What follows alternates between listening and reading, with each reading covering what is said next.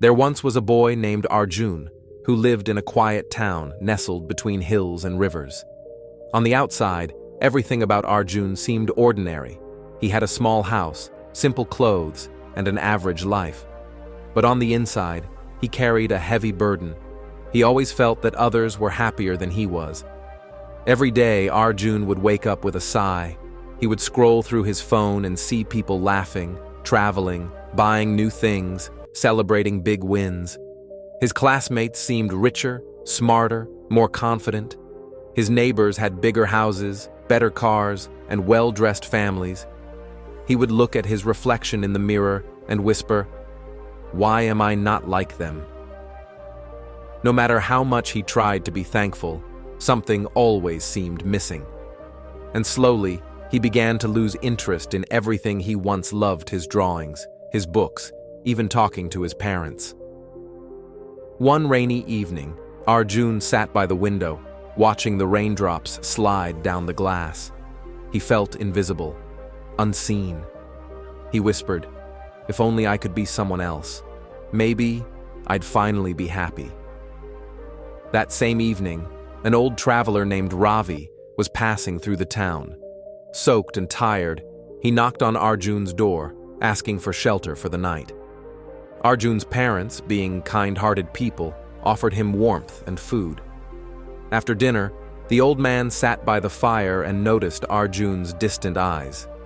"You seem lost, son," he said gently. "Is everything all right?"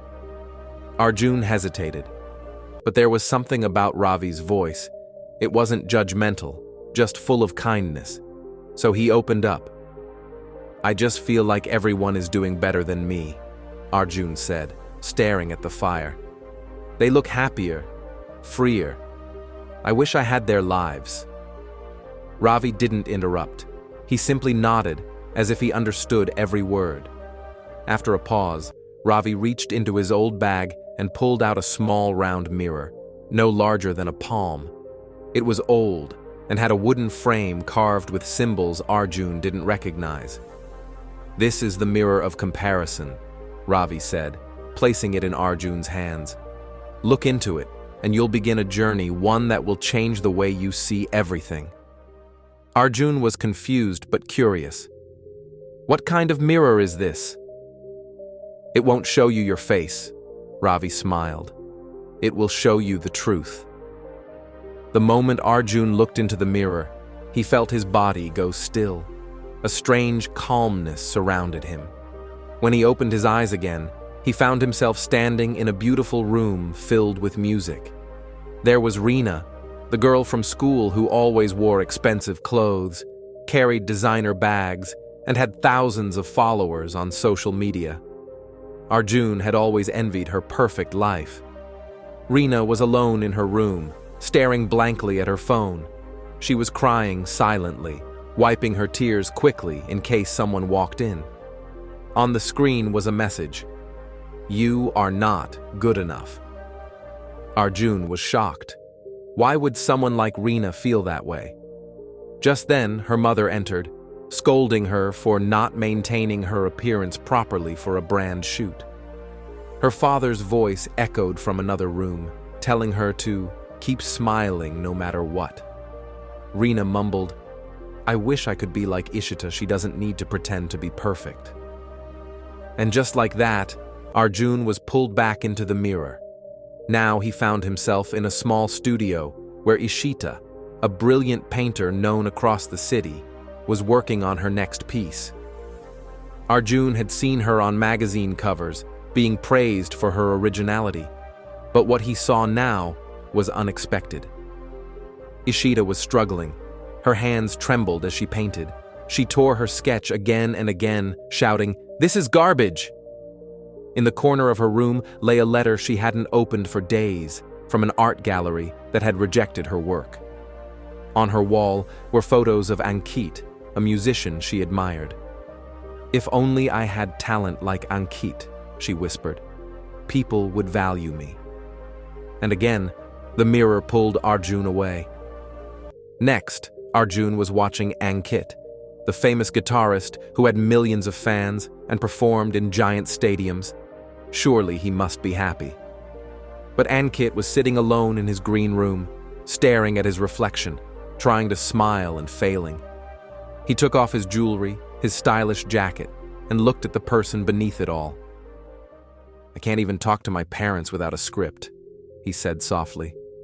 "I don't even know who I am anymore." On his table was a tabloid article accusing him of using drugs, a lie that cost him a sponsorship deal. Below the article was a note written in shaky handwriting. "All I want is a normal life." The mirror dimmed again. One after another, the mirror took Arjun through the lives of people he had once envied: the boy with perfect abs who battled body dysmorphia, the girl who posted happy family photos but cried herself to sleep every night, the couple that smiled in selfies but hadn't spoken kindly to each other in months. Arjun's heart grew heavier with each vision. Everyone he thought was happier than him was longing to be someone else. And then the mirror showed him something he never expected it showed himself.